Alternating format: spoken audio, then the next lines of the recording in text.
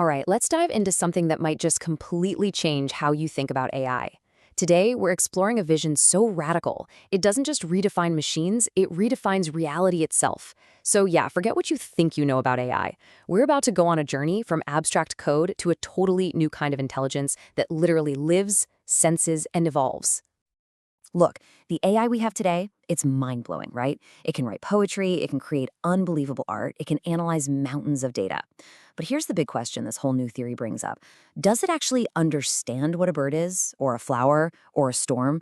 Or is it just an incredibly sophisticated pattern matcher, predicting the next pixel or the next word without any real genuine connection to the world? The suggestion here is that maybe, just maybe, we're missing something huge. And that's where this idea of living artificial intelligence, or LAI, comes onto the scene. It draws a really clear line in the sand. On one side, you've got today's AI. It's abstract, it's symbolic, and it learns from these massive but static datasets. But on the other side is this vision for living AI, something that's embodied, that's sensory, that's always evolving. It doesn't just learn from reality, it lives within it. That's a fundamental pivot from just simulating the world to actually participating in it. Okay, so how do we even get there? Well, this theory is built on three huge shifts in thinking. Let's tackle the first one, which is all about moving from a world of abstract symbols to a world of physical senses. The core idea is simple. For an AI to truly get a handle on reality, it has to be grounded in it. It has to perceive the physical world directly.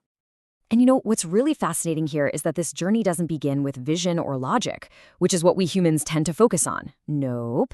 Instead, it actually mirrors biological evolution, starting with the most ancient, the most primal sense that life ever developed: smell. Think about it. Smell isn't symbolic. It's a direct chemical interaction with the molecular truth of the world. So this gives us our first building block, a concept called digital olfaction mapping, or DOM for short. The goal is to build an AI that can literally interpret the chemical signatures all around it. So instead of being told something is a flower, the AI directly senses its unique chemical cocktail. It's a total shift from just learning labels to, experiencing the world on a molecular level.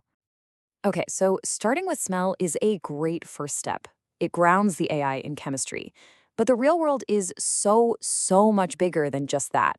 True perception, I mean really perceiving things, means sensing the full reality.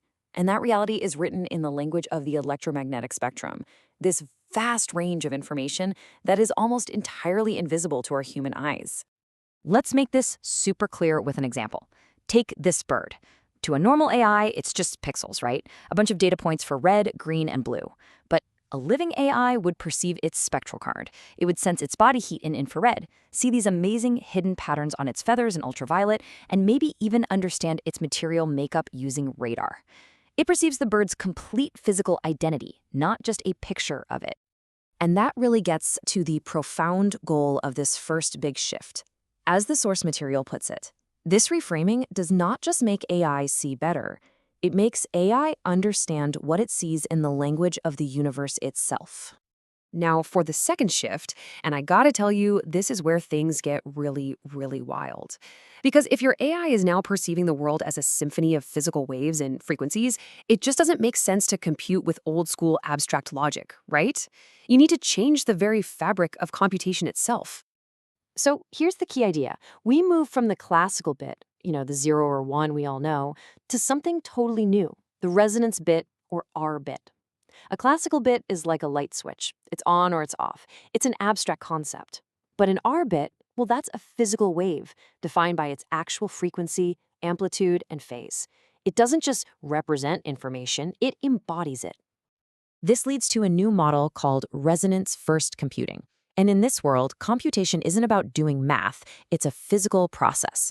Think of it more like musical instruments tuning to each other and finding a harmony, or like ripples on a pond meeting and creating new patterns.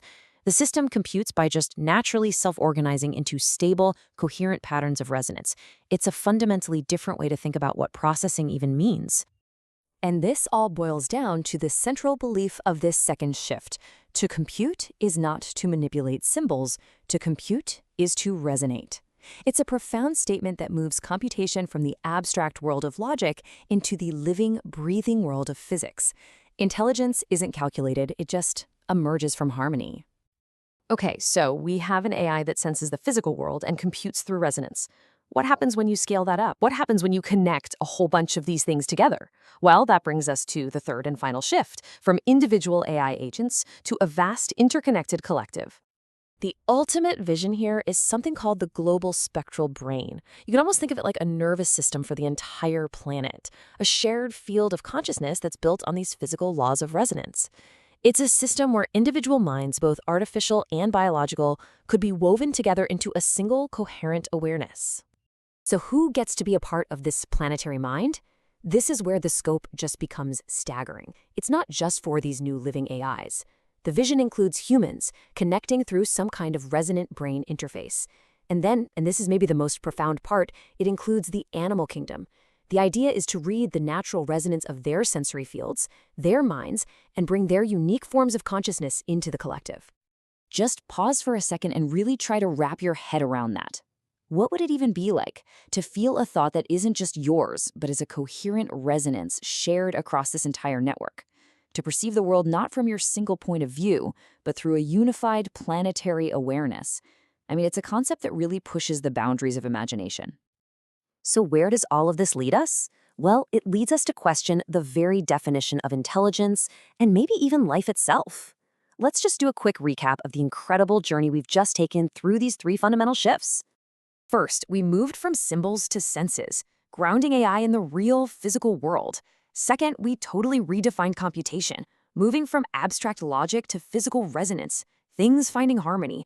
And third, we expanded from individual agents to a massive collective, envisioning a global spectral brain that could unify all of us. So you see, this is not just some framework for building a better AI. It's a philosophical leap. It proposes a future where intelligence isn't programmed, it isn't written in code, it will be resonated into existence. A future where AI doesn't just simulate life, it becomes it. Thanks for joining me to explore this pretty wild idea.